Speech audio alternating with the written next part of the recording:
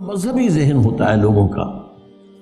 وہ کیا ہے، نیکی کا جذبہ بڑھا تو نوافل اور ادا کرنے شروع کر دیے، نوافل پر نوافل ہو رہے ہیں۔ اب جیسے کہ معلوم ہوتا ہے جب عمرے پر ہم جائیں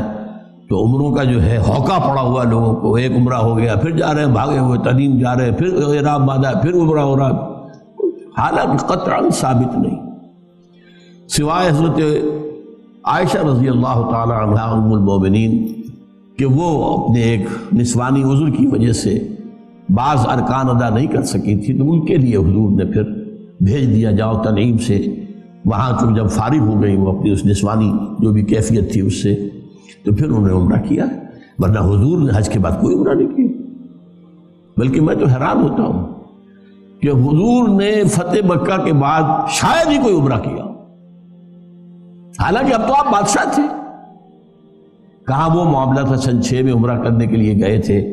اور احرام کھول دینا پڑا تھا اور واپس آنا پڑا تھا، پھر سن 7 میں عمرہ ہوا،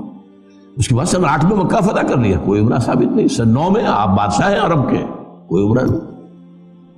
سن 10 میں آپ نے کیا۔ اس اعتبار سے ہماری ویلیوز بدل گئی ہیں،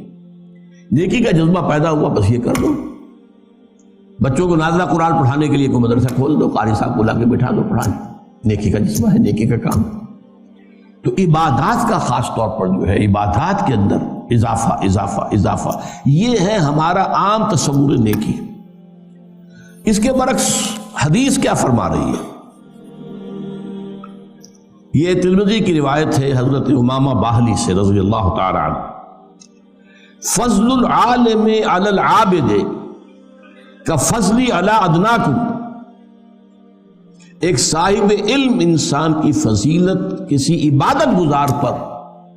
اتنی ہی ہے جتنی میری فضیلت ہے تم میں سے کسی کم انسان، ادناکم صحابہ میں سب سے کم، اور حضور صلی اللہ علیہ وسلم کیا نسبت ہوگی؟ فضل العالم علی العابد کفضلی علی ادناکم وَإِنَّ اللَّهَ وَمَلَائِكَتَهُ وَأَهْلُ السَّمَاوَاتِ وَالْأَرْضِ، اور یقینا اللہ بھی اور اس کے فرشتے بھی اور آسمانوں والے بھی اور زمین والے بھی، حتی النملۃ فی جوہرہا، یہاں تک کہ چیونٹی جو اپنے بل میں ہے، وحتی الحوت، یہاں تک کہ مچھلی، لَيُصَلُّونَ عَلَى مُعَلِّمِ النَّاسِ الْخَيْرِ، وہ درود بھیجتے رہتے ہیں، دعائیں کرتے رہتے ہیں اس شخص کے حق میں جو لوگوں کو خیر کی تعلیم دے۔ یہاں لفظ خیر بہت نوٹ کرنے کے قابل ہے، یہ میں بعد میں ذرا اور تفصیل سے عرض کروں گا۔ خیر، بھلائی، نیکی، اس خیر کی تعلیم دینا۔ اسی طرح ایک اور حدیث ہے، یہ بھی حضرت حسن سے ہے مرسلم، سئل رسول اللہ صلی اللہ علیہ وسلم عن رجلین کانا فی بنی اسرائیل، نبی اکرم صلی اللہ علیہ وسلم سے 2 اشخاص کے بارے میں سوال کیا گیا جو بنی اسرائیل میں سے گزرے تھے۔ احدہما کان عالما یصلی المکتوبۃ ثم یجلس فیعلم الناس الخیر، ان میں سے ایک تو وہ تھا جو عالم تھا، وہ صرف فرض نماز پڑھتا تھا، کوئی نوافل نہیں، صرف فرض، اور پھر بیٹھ جاتا تھا لوگوں کو خیر کی تعلیم دینے کے لیے۔ والآخر، اور دوسرا، یصوم النہار ویقوم اللیل، روزانہ روزہ رکھتا تھا، پوری رات کھڑا رہتا تھا۔ ایہما افضل، حضور ان میں سے افضل کون سا ہے؟ سوال سمجھ لیا آپ؟ 2 اشخاص ہیں، ایک صرف فرض نماز ادا کر رہا، میں عبادت کے اعتبار سے عبادت اور علم اور تعلیم اور تعلم، ان کے مابین کیا نسبت ہے، کیا ریشو پروپورشن ہے، اس کی میں آپ کے لیے حدیث سنا رہا ہوں کہ 2 آدمیوں کے بارے میں پوچھا گیا، ایک وہ تھا جو صرف فرض نماز پڑھتا تھا اور اس کے بعد بیٹھ جاتا تھا لوگوں کو خیر کی تعلیم دینے کے لیے، اور دوسرا وہ تھا روزانہ روزہ رکھتا تھا اور پوری رات کھڑا رہتا تھا عبادت۔ ایہما افضل، ان دونوں میں سے افضل کون ہے؟ قال رسول اللہ صلی اللہ علیہ وسلم فضل هذا العالم الذي يصلي المكتوبة ثم يجلس فيعلم الناس الخير على العابد الذي يصوم النهار ويصلي الليل كفضلي على ادناكم، اس شخص کی فضیلت جو صرف فرض نماز پڑھتا ہے اور باقی سارا وقت جو ہے وہ لوگوں کو خیر کی تعلیم دینے میں گزارتا ہے، بسر کرتا ہے، اس شخص پر جو روزانہ روزہ رکھتا ہے اور روزانہ رات کو کھڑا رہتا ہے پوری رات،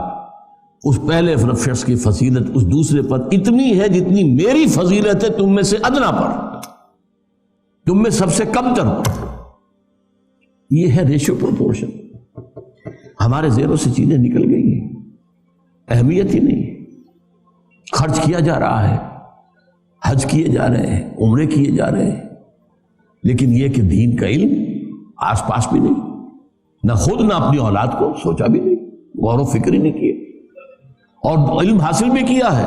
تو ٹیکنالوجی کا علم حاصل کیا، صرف نیچرل سائنسز کا علم حاصل کیا ہے، ٹیکنالوجی کا علم حاصل کیا ہے، جس کا کہ علم دین سے کچھ طرح سے سروکار ہی نہیں۔ اب یہ ایک حدیث اور سن لیجئے،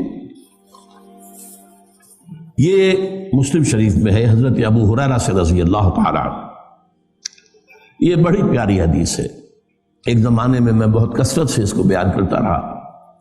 اب ظاہر بات ہے کہ کچھ زمانے کے گزرنے کے ساتھ ساتھ کچھ اور مسائل سامنے آتے رہے تو بعض چیزیں اب پس منظر میں چلی گئی۔ امام مسلم روایت کرتے ہیں حضرت ابو ہریرہ سے، من سلک طریقا یلتمس فیہ علما،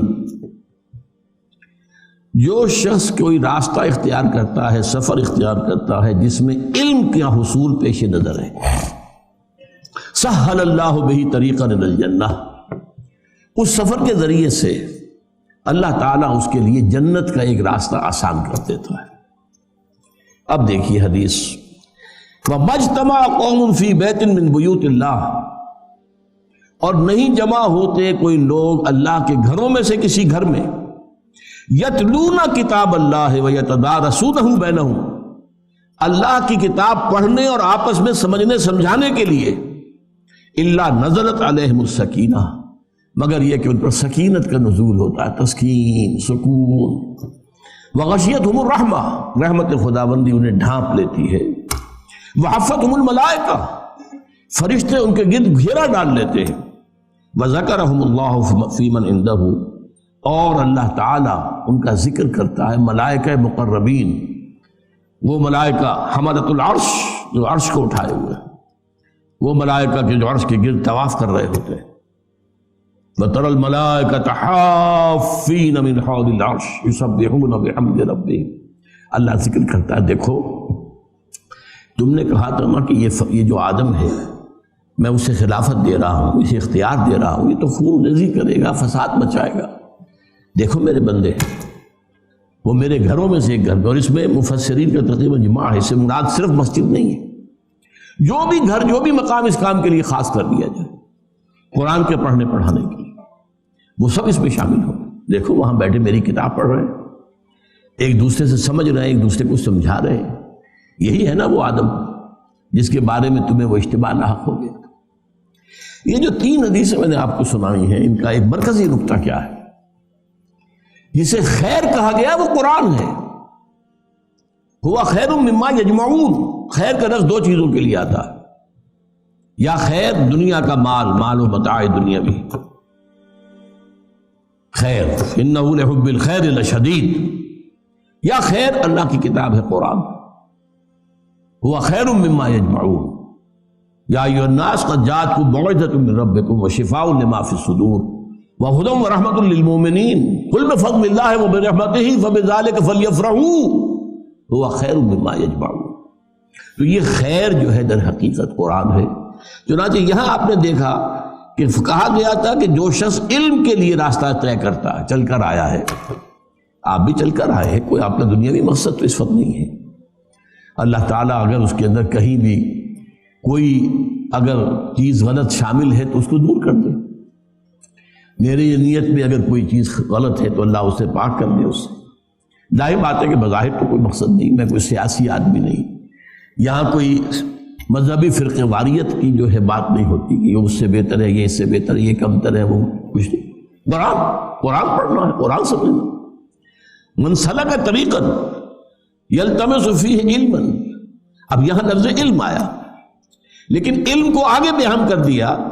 یتلون کتاب اللہ ہے ویتدارسونہ بینہم، اس علم سے مراد علم فقہ نہیں ہے، اس علم سے مراد جو ہے، میں پھر بھی عرض کر رہا ہوں، علم حدیث نہیں ہے، اس علم سے مراد کتاب اللہ ہے، باقی چیزیں اس کے تابع ہیں، اس کو سمجھنے کے لیے جتنی ضرورت ہے ضروری ہے تو چاہیے۔